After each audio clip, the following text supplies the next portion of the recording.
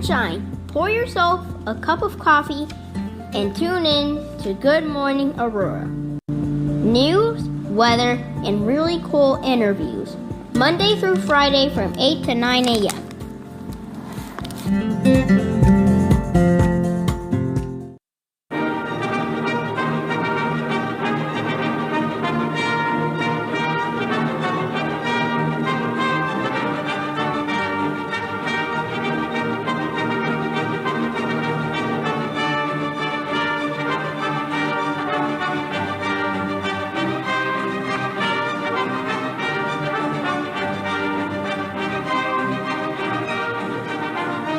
Good morning, Aurora. Good morning, Aurora. Good morning, Aurora.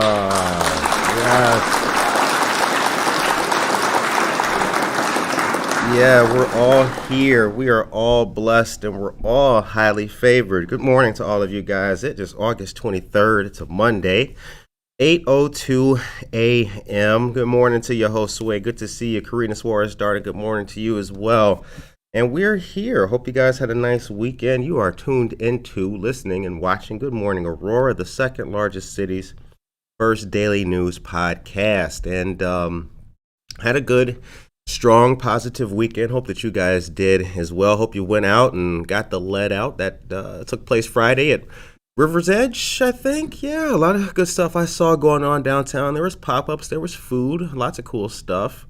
But yeah, you're listening to the second largest city's first daily news podcast. And for those of you who have started to just join us, we appreciate all of our fans, listeners, subscribers, and friends of the show. But if you just started joining us, we aim to give you some positive, motivational, uplifting news and headlines, local stuff as we go about our day, our everyday lives. We try to build a community, foster community spirit, and make sure that all of us can take part in this wonderful thing we call a city here. All right. So I saw some cool stuff that happened over the weekend. We got health news to talk about. I'm going to tell you to shop, support, and eat local, and amongst other things.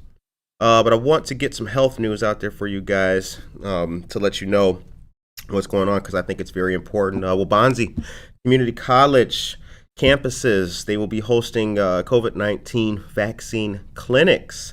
They'll be having 2 walk-in community clinics coming up during the first week of classes here for the new school year at college. The clinics offer participants the choice between 2 Pfizer shots or the single Johnson & Johnson vaccine. At the time, booster shots are not available. No ID or insurance is required to attend the clinics.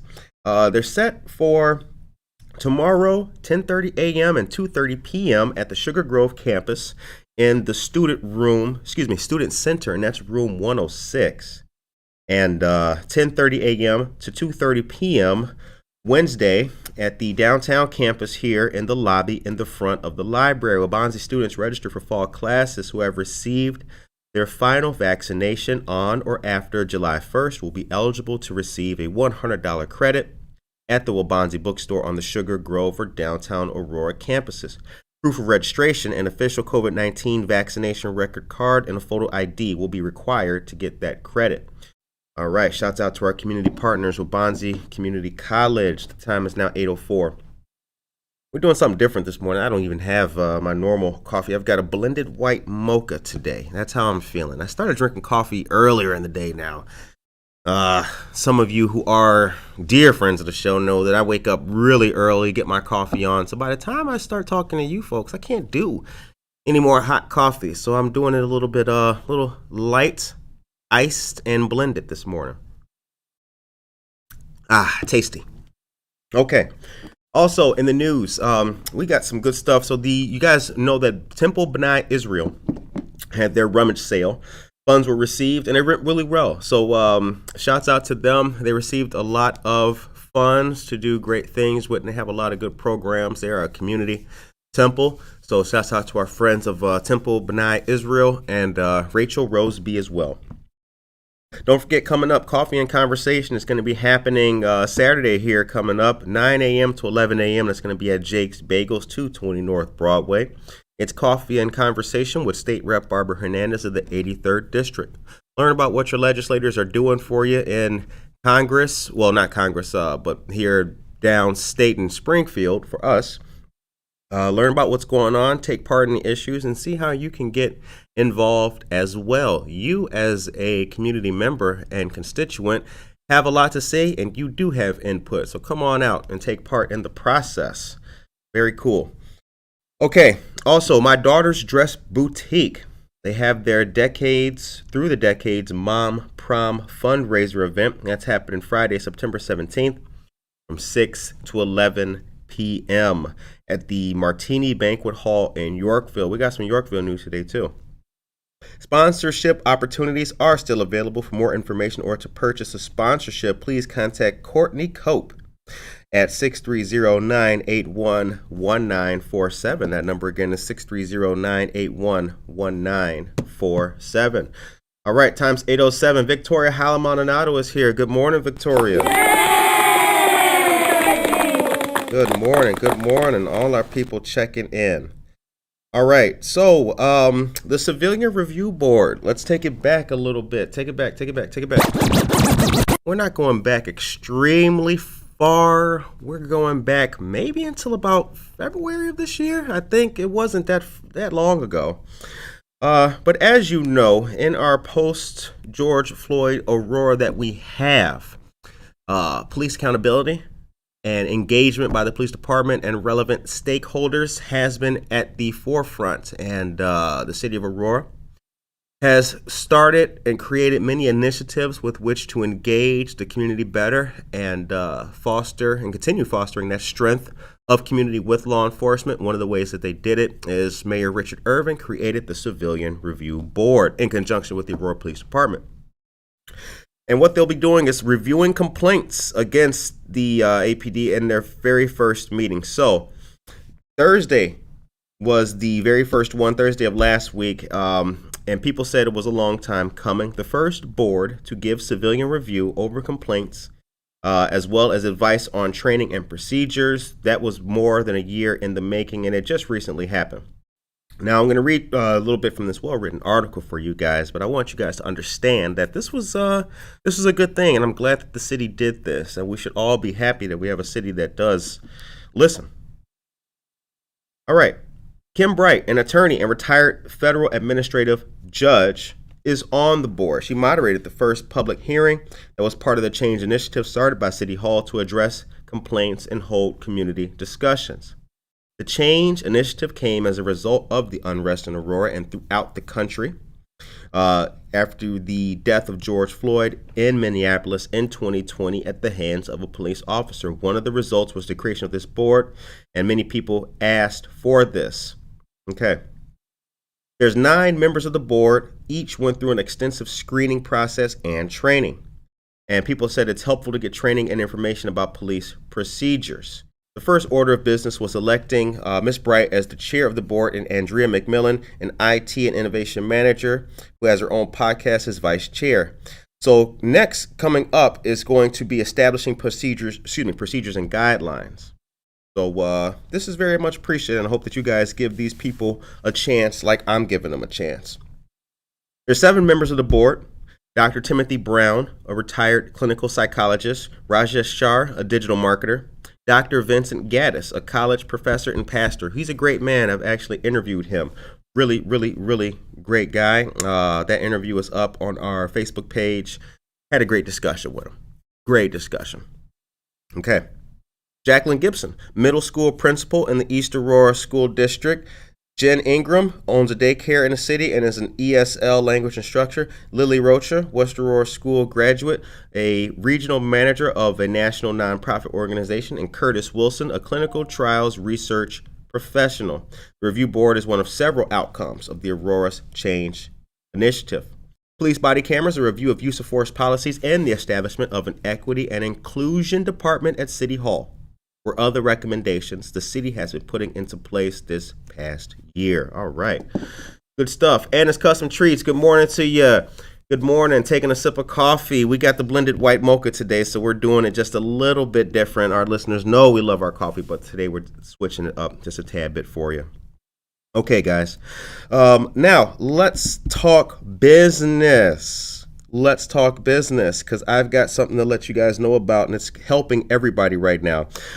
As you know, the Back to Business grant portal is now open, so you can take part in that. There's grant opportunities that are flowing. Our friends of the Wabanzi Community College, Suzanne Stiegman, Harriet Parker, and Noelia Ruiz stand by and are ready to help you guys fill out the information. We've posted the link on our Facebook page to it. Please go on there. Please check it out, and please take part if you can. The CARES Act signed into law by the administration. These are funds within it to help businesses who did not receive RRF grants, Restaurant Revitalization Funds, or PPP funds in previous rounds. So please check that out and apply. Also, coming up, the 25th here, we've got a lot of good things happening. The Virtual Social Justice Committee is happening, and that's going to be on Zoom. Mr. Marlon Chamberlain from the Fully Free campaign will be the guest speaker. The Fully Free campaign is one of many other campaigns started to address recidivism, or rather grow recidivism and address incarceration here. Not only in Illinois, but nationwide. America leads the world in people who are incarcerated. So I really applaud that, and you guys should applaud that too. The time is now 8:12 a.m. All right, guys, it came early, but I have something called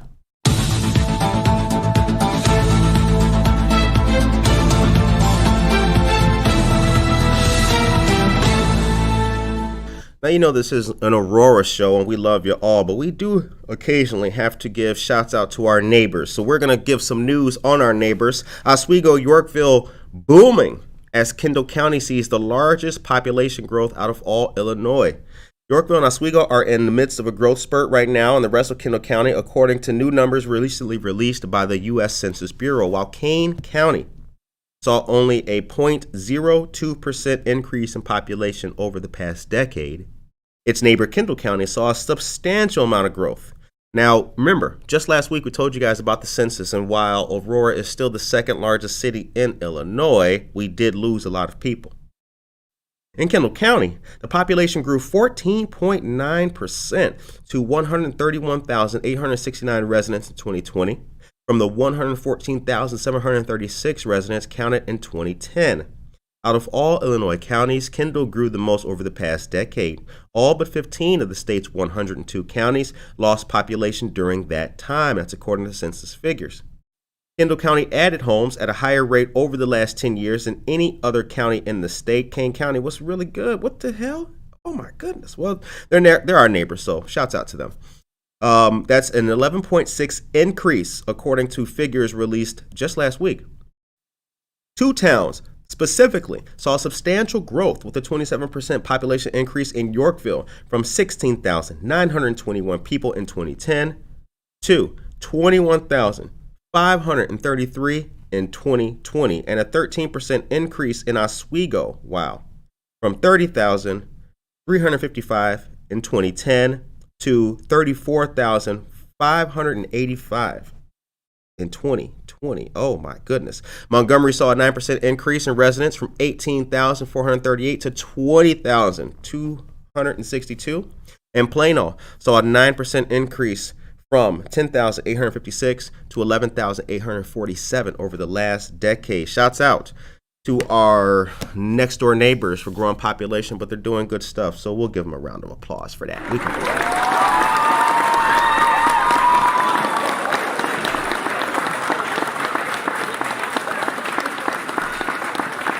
We show love where love needs to be shown, and we give credit where credit is due. Dan Barrero, good morning to you, sir. Good to see you. Good to see you. Oh, and that reminds me, I have a shout out that I need to give too. So first of all, guys, the link to the Virtual Social Justice Committee meeting is in the chat. I do encourage you guys to take part in that. Learn about what's going on all around us. I have a shout out that I need to give.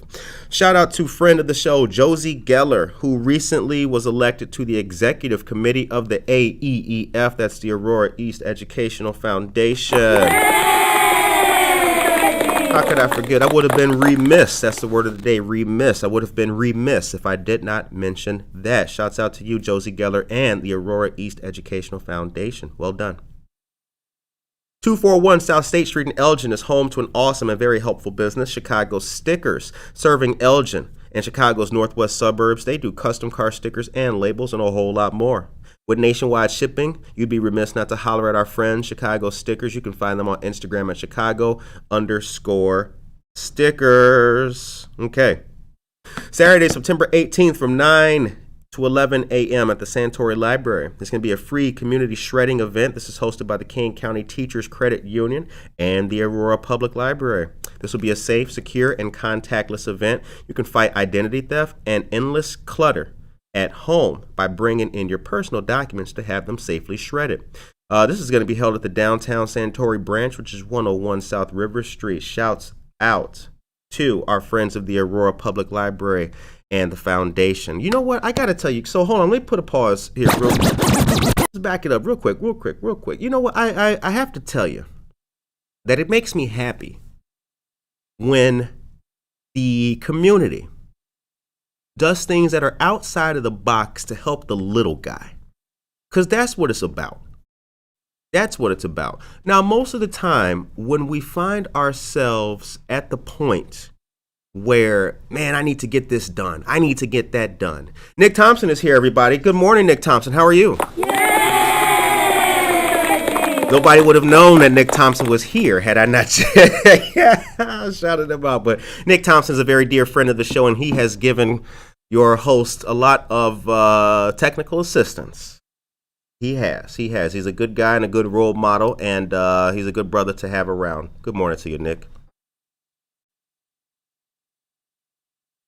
You guys cannot hear him because the mic is pointed towards me, but he said good morning to all of y'all. So thank you, Nick. Appreciate you, my brother. Appreciate you. Okay, the time is now 8:18 a.m., but back to what I was saying. The little guy, you can get your documents shredded. You can fight identity theft. You can learn about free senior meals, all on this show. And the reason why is because our community partners and fellow stakeholders are participants with us in everything we're trying to do. All right. So let's move on. I got one more September piece of news for you guys, and I might as well give it to you right now. So don't forget, there is one more date. It's September 13th. That is the very final event date for Kane Senior Council and St. Athanasius Greek Orthodox Church, providing free frozen meals to seniors once a month from 11 a.m. to 1 p.m. on these prescribed Mondays.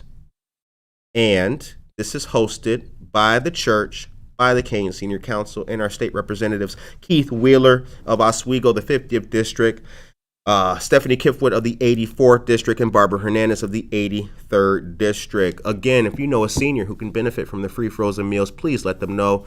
Bring them out. St. Athanasius Greek Orthodox Church is located at 1855 5th Avenue in Aurora. All right, blessed and highly favored over here. Okay, the time is now 8:19 a.m. and you are listening to Good Morning Aurora, the second largest city's first daily news podcast. So let me know in the chat how your weekend was. What'd you guys do? Where'd you go? I saw some of you over the weekend. I saw a couple of you at McCarty Mills. I saw you. You were out there sitting on the patio, doing your thing, having a Miskatonic or another light ale from Oswego Brewing Company. I saw you. I saw some of you on the patio of Ballydoyle. I saw you out there with the chips and having a Miller Lite. You know, I saw you. I saw a lot of great activity taking place, and things look like they were fun. So keep up the good work. Also, you can email us at goodmorningaurorail@gmail.com. Let us know what you got going on, and we will be happy to shout out anything that you're doing as long as it is positive. All right. More important health news. I told you guys at the beginning of the show this was going to be a health-heavy episode. HHE. How about that? I just made that up. So Kane County Health Department is planning, guess what? More community vaccination clinics. Now, I just told you about Wabanzi Community College and the fact that they are going to be having the vaccine clinics at 2 locations, the Sugar Grove location and the downtown location, started tomorrow and Wednesday. That's cool. But the Kane County Health Department, in partnership with the Illinois Department of Public Health, IDPH, what up? They will be providing COVID-19 vaccines at 3 upcoming community locations here. 8 a.m. to noon, Saturday the 28th, the Batavia Farmers Market, 111 North River Street in Batavia. 9 a.m. to 2 p.m. Saturday at the Gale Borden Library, 270 North Grove Avenue in Elgin.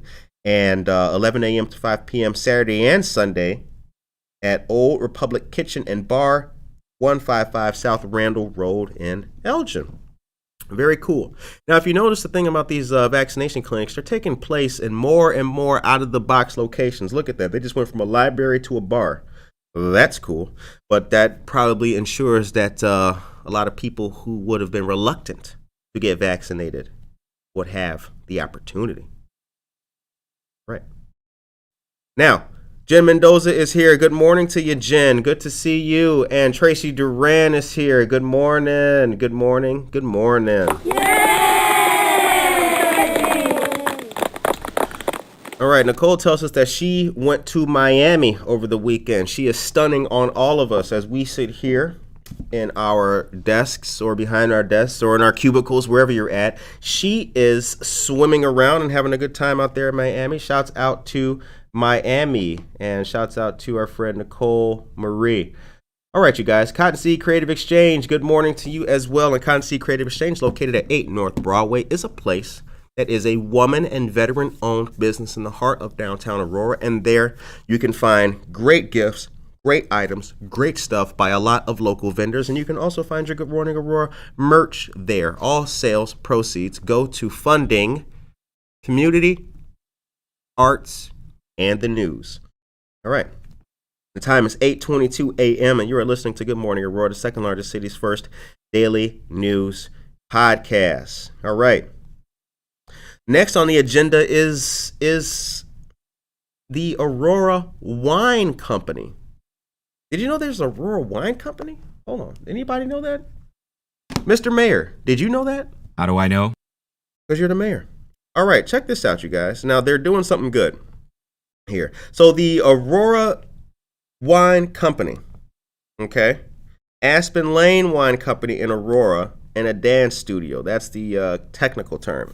Aspen Lane, which in 2016 was the first winery to open its doors in Aurora, occasionally hosts live bands. All right. Now, it's in an industrial park on the Far East Side. Far East Side? What the heck? This is not Brooklyn. Sip it up, sip it up, sip it up, sip it up. Okay, let's try that again. It's on the Far East Side in an industrial park, Prairie Lake Court, okay? Now, a few moments after the establishment of the Monarch Academy of Dance, Aspen Lane realized that, you know what if we could merge the two? In addition to traditional dance classes like ballet, hip-hop, and jazz, the Monarch Academy of Dance is especially proud of the newly formed adaptive dance program that offers classes to children with disabilities. To understand how this makes Aspen Lane and Monarch a match in heaven, it goes back to a column written in 2018 about the owners of Aurora's first winery, the Evanoskis. Very, very cool. So get ready for wine and dance being strengthened and coming to us all. An Aurora winemaker and the Monarch Academy of Dance. I like that. Now, I can dance pretty good. I don't dance much, but I never dance when I've had some wine. I don't think that's a good thing to do. All right, guys. August meal distribution. We have dates. As in-person learning is now happening. Now a thing. Grab-and-go meals will be provided for all students in the community Monday through Thursday from 11 a.m. to 1 p.m. at the following locations: East Aurora High School, 500 Tomcat Lane, door number 6, and Oak Park Elementary School, 1200 Front Street, door number 2.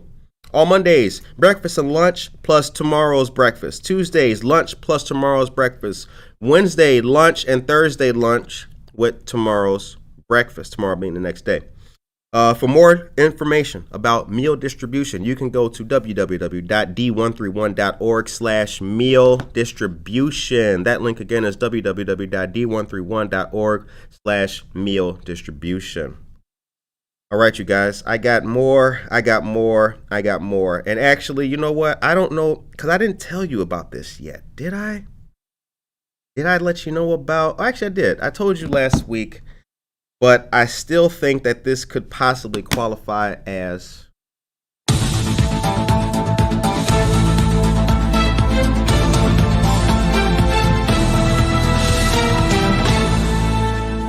how many runners do we have in the audience? How many of you guys like to go out there and get your run on, get your sweat on? Any joggers out there?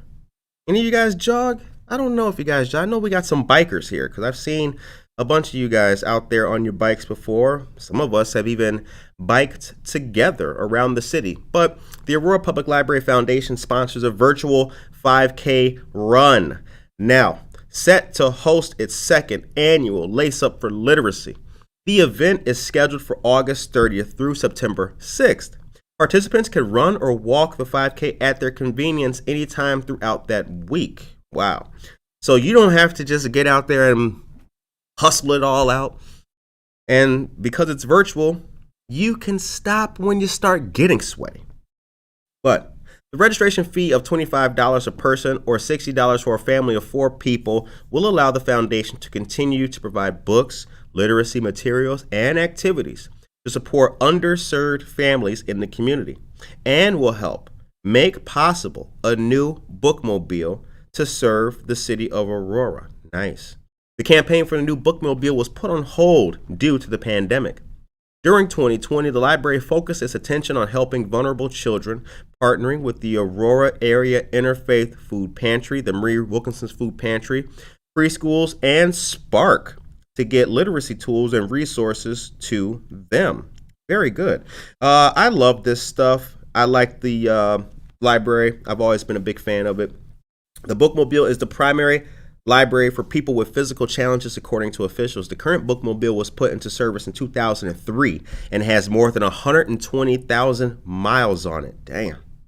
During 2019, the bookmobile was off the road for 45 days with repair issues. Those participating in the virtual 5K will receive a t-shirt, a bag filled with gifts and coupons, and a participation medal for their accomplishments. How about that? You can walk or run at your own time and anywhere, the park, the gym, or at home on a treadmill. Very cool. All right, the time is 8:28 a.m. You are listening to and watching Good Morning Aurora, the second largest city's first daily news podcast. Tia Doomdi is here. Good morning to you, Tia. And our state rep, Barb Hernandez, good morning to you as well. Appreciate it. Norma Peterson, what is up? All right, Casildo Casey Cuevas, good to see you, sir. Good to see you. Now, last week, I think that was a Thursday or a Friday, one of the things that we talked about here on the show was ongoing and continuing development here in the city of Aurora and how we like to see it. We also talked about equity and fairness when it comes to housing and things like that. As you guys know, the city of Aurora is undergoing a transformation in many sectors of it. If you look downtown, you can see development. If you look on the east side, you can see development. If you look on the west side, you can see development. I encourage people to take part in the city of Aurora Zoom meetings or the committee meetings. I actually have that list. I'll break that down to you guys later on. But tune into that so you guys can learn about what's being built and what's happening and how much monies are being dedicated to a project or who's responsible for a project getting made. The point of it being open is so you can take part in it. There used to be a time, I'm not going to speak specifically for Aurora, but there used to be a time when decisions were made with no thought of you, regular Joe Schmo citizen, being able to take part at all. Those times have changed. So let's all be happy that we have a system that allows us to see what's going on and to take part, and let's go out there and take part.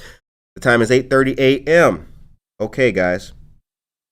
Shouts out to the Rotary Club. Got some Rotary Club news here. as well. Now, we have a great Rotary Club. Jessica, good morning to you. Good to see you. We have a great Rotary Club here in the city. We actually have two. We got the Aurora Noon Club, and we've got the Aurora Sunrise Rotary Club.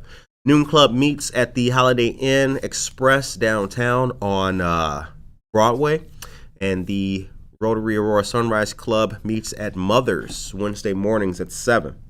But the Rotary Club of Oswego, they have volunteered to sanitize and disinfect Oswego-based School District 308's school buses to get the fleet ready for and back to school in a healthy fashion. The district welcomes students back for full in-person learning on the 18th with a safety plan that required face masks and regulated cleaning measures in buildings and vehicles, and the Rotary Club stepped up to do that.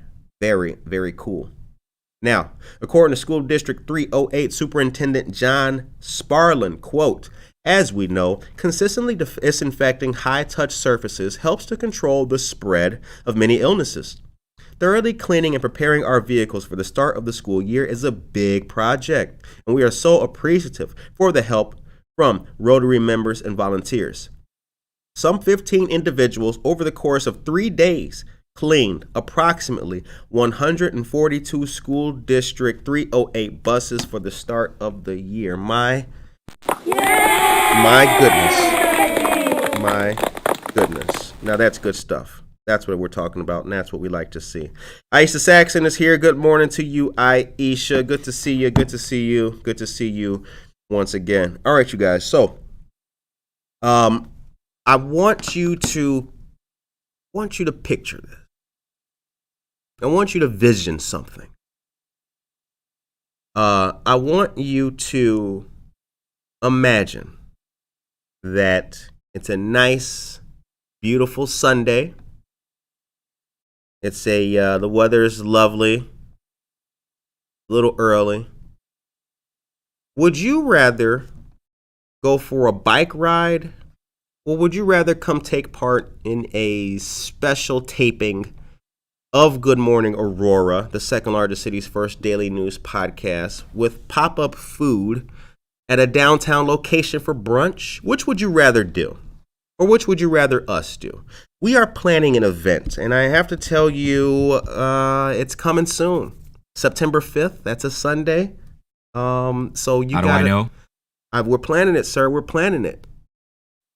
We're going to do, we did a little crowdsourcing for this. We asked some folks about it, what they wanted to see. Some people were ready to take part in a big bike ride. Some people don't have a bike. That's cool.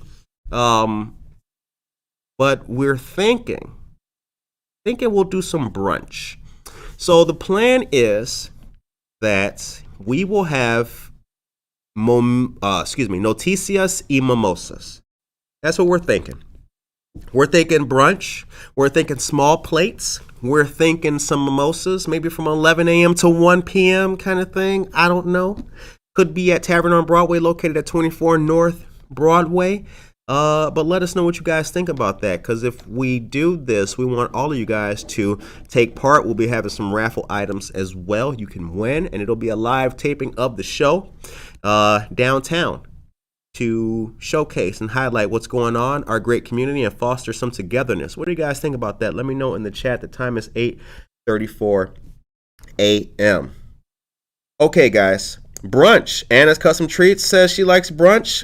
Emily says she can ride the bike on her own app. Okay, there's 2 for brunch. There's 2 for brunch. There's 2 for brunch. All right. I like that. Very cool. Okay, guys, back to the news. All right, so before I told you about coffee, right? I told you about health.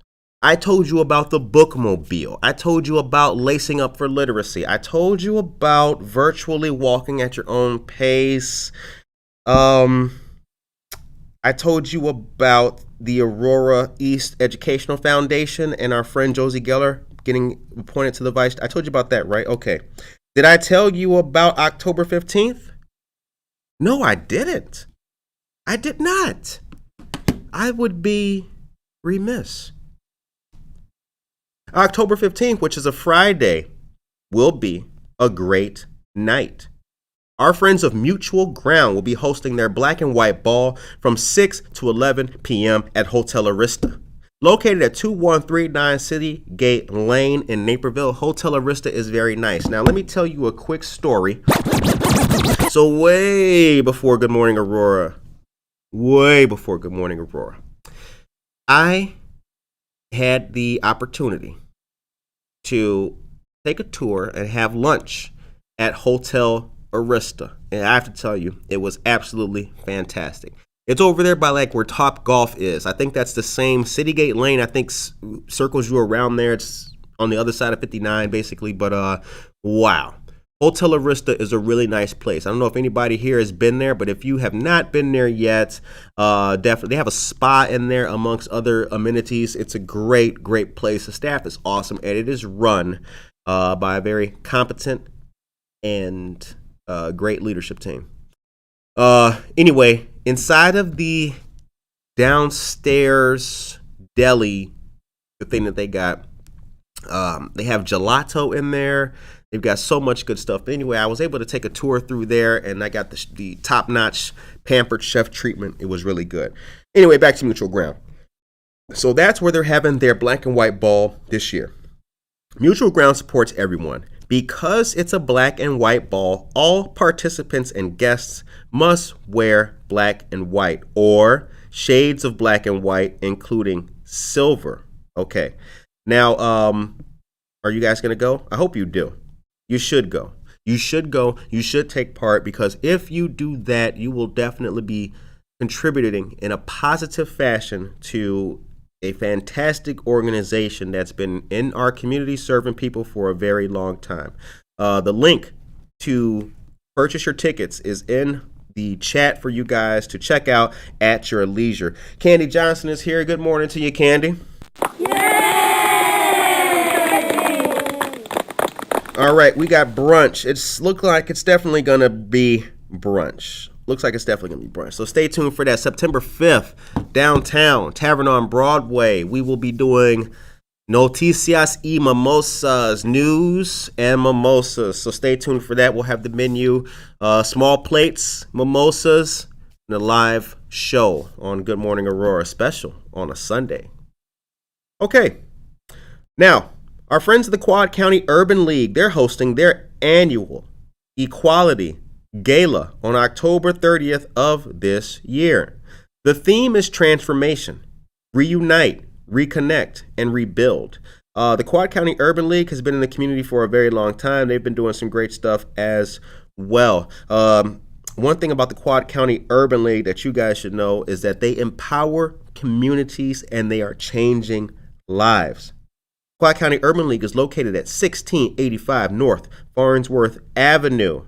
For more information, you can email info@qcul.org or give them a call at 630-851-2203. That number again is 630-851-2203.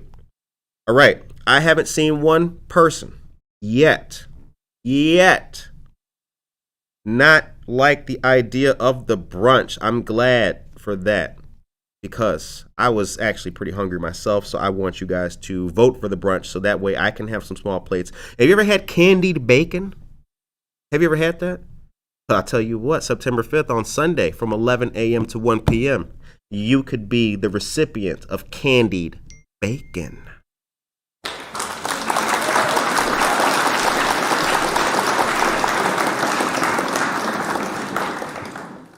All right. Shouts out to our youth. Shouts out to our young people. Shouts out to our empowered next generation. Shouts out to all of the people out there trying to make a positive change in a constructive fashion in our community. Shouts out to the 14 to 16-year-olds who are out there trying to create something that will bring us all together. And shouts out to anybody who is a positive and effective leader in their community, no matter who you are, what your background is, or how young you are. And that introduction is to let you know that our friends of the Alive Center, which has two locations, one in Naperville, one here in Aurora on LaSalle Street, have the mentorship program opened and they are now accepting applications. The purpose of the program is to create positive peer relationships between middle school students and upperclassmen. All right. For more information on that, you can visit the website at www.alivecenter.org, or you can email jeff@alivecenter.org. The Alive Teen Center is located on LaSalle Street. It's across from the address escapes me at the moment, but it's right across the street from the Calais Lily Tea Room, I think is how you is a dear friend of the show, along with Casey Chitwood. She is a fellow member of the Rotary Club. Okay. Now, it's only September, but October will be here before you know it. As a reminder, our friends of the Fox Valley United Way are having their very first Halloween Hustle, 5K, and 1 mile fun walk. This is a great fundraising event, the proceeds of which ensure financial support for our children. The Fox Valley United Way, again, a huge staple of our community. They've been around for a long time. The Fox Valley United Way is committed to ensuring that all young children, birth to age 5, have access to needed opportunities and resources in our communities.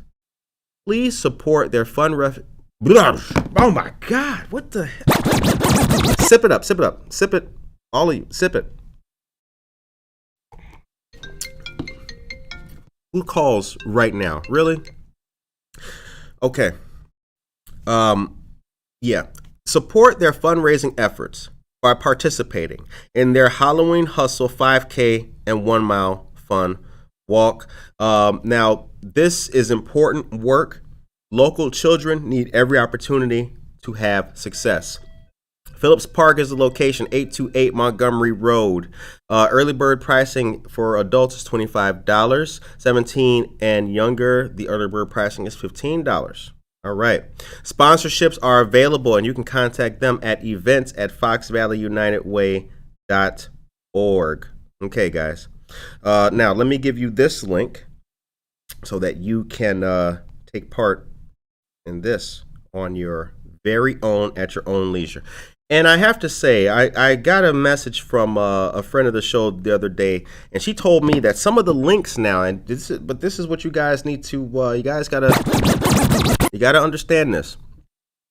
The links that we give you guys, I know sometimes when you click it, especially if it's a news item or something like that, if you click the link, you may, if you're not a subscriber to like the Tribune or the Beacon, you can't read it. So people have emailed me and sent me messages. Hey, I can't read the link. I mean, the subscription is $1 for like 8 weeks. I'm not telling you to pay for it. All I'm going to say is it's $1 for 8 weeks. You might as well. You know, especially given the health-related information that we give you guys here and a lot of the other information for things to register for, you need to, because embedded in what we send you guys is the direct link to take part in all this community activity stuff. So, like, go ahead. I mean, it's $1 for 8 weeks, and the price never goes up. You won't get charged $26 after 2 months. It never happens. You will only be charged $1 every 8 weeks. I mean, it's crazy. So go ahead, shout out, because that's where the good news comes from. And as you know, everything that we give you on this show is pure fact. The time is 8:44 a.m. Okay, 3 administrators have been appointed in West Aurora's school district, and they are brand new. The new appointments are Heather Wickley, Math Curriculum Coordinator for high school students, Carrie Nicholson-Regaud as Assistant Principal for Teaching and Learning at Herget Middle School, and Demetris Stevens, Assistant Director of Extracurricular Activities and Student Engagement at West. Wickley comes to the district with 20 years of experience at Proviso West School District 209. She most recently held the role of Science, Technology, Engineering, and Math Division Head. Previously, she taught high school math and ACT/SAT test preparation courses. She earned her bachelor's degree in mathematics and secondary education from NIU and a master's degree in educational leadership and organizational change from Roosevelt University. Nicholson-Regaud Served as District 129's English Curriculum Coordinator for grades 6 through 12 for the past 6 years. Wow. Nicholson Regard previously taught middle school and high school English in the district for 16 years.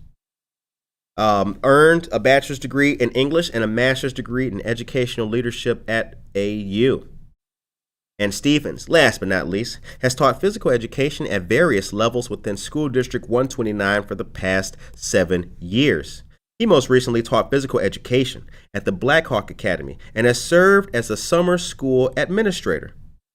Stevens has experience in athletics as a basketball, soccer, and football coach.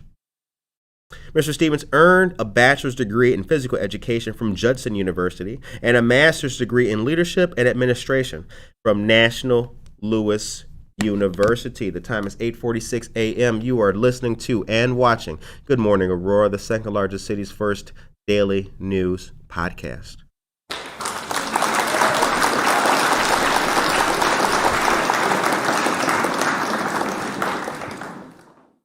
Okay, now we're going to do something really fun. I was talking to Tracy Duran, like just the other day. And this is going to be fun. I promise you guys, you're going to like this. I want you to think about this. We're going to do some trivia right now. And believe me, the answers to this trivia and the things that we talk about are going to be crazy. You guys are going to look at this and you're going to be like, what? This is going to give you, seriously, this is seriously going to make you think. I promise you. Question of the day. What would you name an orange if you couldn't call it an orange? Think about it. The time is 8:47. What would you name an orange if you couldn't call it an orange? Now, I'll tell you what I came up with. After I see some answers in the chat. Go ahead, put your answer in the chat. Let's see what you guys come up with. The question of the day: what would you name an orange if you couldn't call it an orange? I'm going to let you guys think about that, mull over that for a moment. I'm going to continue with some news, but that is our question of the day. What would you name an orange if you couldn't call it an orange? Maria Torito is here. Good morning to you, Maria, and good morning to all of our other friends just tuning in. The time is now 8:48. What would you call an orange if you couldn't call it an orange? That's the question of the day. Okay, couple quick headlines while you guys mull over that, and we'll get it going. All right, don't forget, DuPage County, they're having the expungement clinic coming up very, very soon. It's taking place Saturday, October 2nd. It'll be from 10 a.m. to 4 p.m. The location will be the DuPage County Administration Building, located at 421 North County Farm Road in Wheaton. Many things on your record may be eligible for removal or sealing. Our team will help you walk through the process of clearing your record. Volunteer attorneys will be on hand. They will help you prepare and file requests to have your record cleared for free. There's many great participants that deserve a lot of credit, like Prairie State Legal Services and DuPage County Legal Aid. This is brought to us by the 18th Judicial Circuit Court Clerk of DuPage County, and that is Candace Adams. The circuit clerk is a constitutional officer who is elected every 4 years by the voters of DuPage County. The duties and responsibilities of the circuit clerk are established by state statute as well as by the Illinois Supreme Court. By law, the circuit clerk's primary function is to establish, maintain, and keep all records of court and the court seal. In addition to court-related duties, the clerk is responsible for a number of administrative, financial, and public services. Wow. Now that's good stuff, and we like to hear that. And you guys know that I'm happy about that because I've told you many times, guys, the prices, all of that money is just absolutely crazy. It's been a hindrance for many people to move ahead, because of things on their record that, if you're 50, you shouldn't have to not get a job because of a, DUI when you were 26. I mean, that's just crazy. Sultan Ghazi is here. Good morning to you.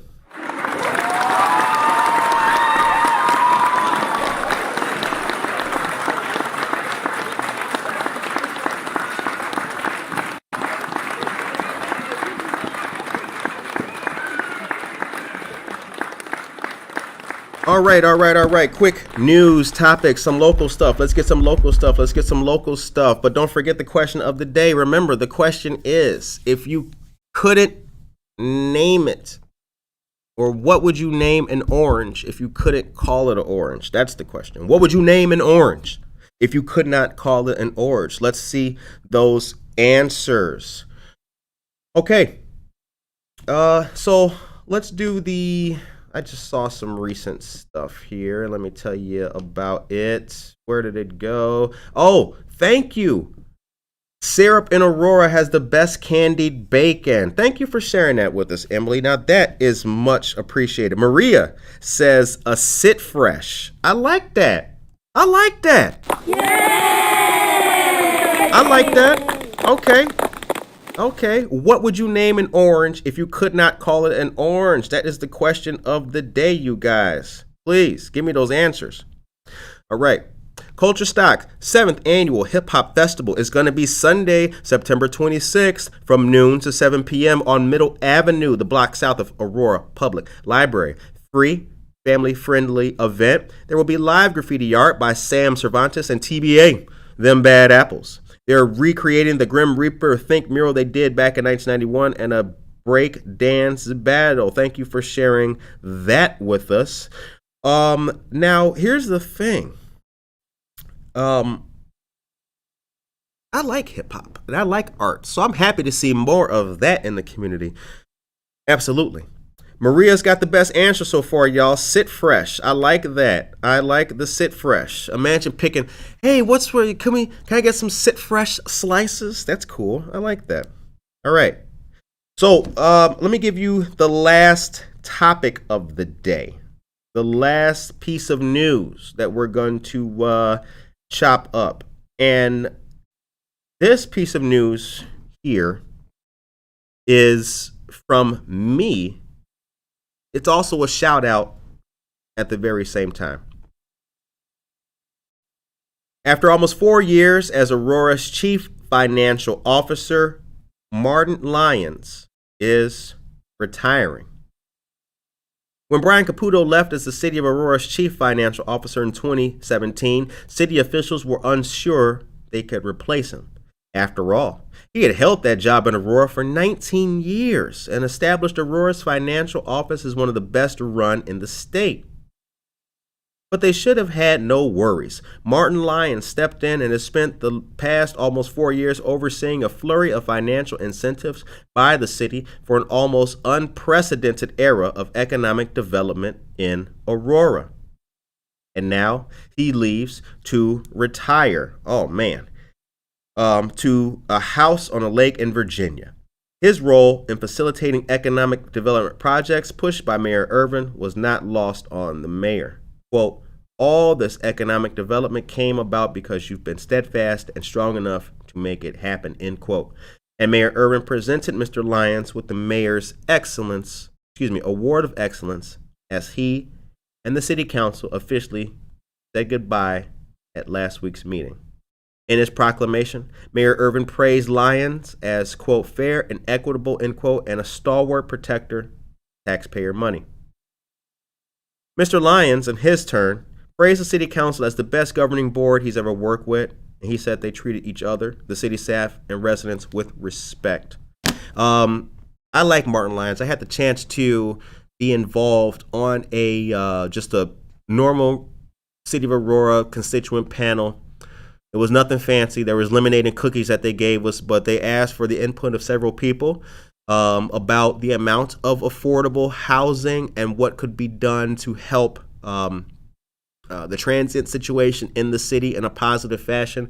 And I was just one of like 8 other people who were just there to give my opinion. And I appreciated that. I really did. I saw Mr. Lyons again once upon a time in City Hall, and he remembered my name. The day I was there giving my 2 cents, I didn't have a shirt with my name on it. And there had been some time between first seeing him and then seeing him again. And I appreciated that. He was a great guy, and a little bit of interaction I did have with him made me feel confident as a resident in the city of Aurora that somebody in a high position was actually listening to the little guy. The time is 8:56 a.m. You're listening to Good Morning Aurora, the second largest city's first daily news podcast. All right, Juice Fruit. That's by Tracy Duran. Juice Fruit. Yay! Not bad. And naranja, which is just orange in Spanish. That's a good one. I like that, Tracy. Thank you very much. So we got Sit Fresh and we got Juice Fruit. My recommendation was American Tree Fruit. That's what I came up with. Did anybody like American Tree Fruit? Did y'all? Okay. Thanks a lot. Now, Josue tells us, hands down, the bike ride, dude, that's silly. Food and drinks brunch. Okay, that's for the vote that we had about do you want to take a bike ride with us or have brunch with us. Josue, that means that we'll see you on the 5th? Is that what that means? You must be there on September 5th, bruh. All right. Now, Juice Fruit seems to be a big winner. The time is 8:57 a.m. Only got a couple more minutes here. What day is the Hip Hop Fest? I think that's the 28th, Nicole Astra. Good morning to you, dear friend and dear sister. The 28th, Saturday the 28th, I believe so. All right. Dan tells us, congratulations and best wishes to Marty Lyons. He was an honor to work with at the COA, the city of Aurora. Yes, I can believe it, man. He was a good brother. He was a really good brother. That's the kind of guy I would have liked to have worked for once upon a time in life when I was working for people in large city government and corporate America. Okay. Oh, excuse me. I apologize about that. It is not the 28th. It is Saturday, September 26th. September 26th. Kurt Worster, good morning to you. I don't know how I missed you, but good morning to you. Thank you for tuning in. Okay, and what the last thing I have to tell you guys about in the last 2 minutes that I have, I want to tell you that you should get out there and vote for Culture Stock. Culture Stock has recently been selected as a finalist, one of many finalists, in State Farm's Neighborhood Assist Grant. Help reestablish a community bookstore in Aurora by casting your vote for Culture Stock. They need your help. Voting is open until August 27th, and you can vote up to 10 times per day. Now, I have the link, and I'm going to put that in the chat for you guys so that you can get your vote on. All right, it's about time to wrap it up. So yeah, this is Monday. What a great way to start the week. We are strong. We are dedicated. We are positive. We are thoughtful. We are helpful. We are constructive. We don't tear people down. We build them up. We open doors for people. And we try to be what we want to see in our respective neighborhoods and communities. Shouts out to Alderman Ted Masiacos and shouts out to Alderman Ed Bug. Those are just random shouts. They're the most two recent aldermen I saw. I saw Ted Masiacos like last week. He was cruising right by 1 East Benton. What's up, Mr. Masiacos? Okay, that's it for today. I hope that you guys enjoyed this episode of Good Morning Aurora, second largest city's first daily news podcast. Tomorrow, we got something special. We got on the news grants and grant information with a great friend of the show live here in the morning time. So stay tuned for that. We'll be talking about the B2B Back to Business grant in full detail. We will be making sausage out of that grant right here on the air. All right. I hope that you guys have a fantastic rest of this day. I really do. Support local, eat local, shop local, and check out our website. Our newest blog post was posted yesterday, goodmorningaurora.com. Subscribe to the show on YouTube, Spotify, and we appreciate all of our fans, all of our listeners, all of our subscribers. We hope that you guys have a safe, wonderful, and blessed Monday and week. Take care of yourself and each other.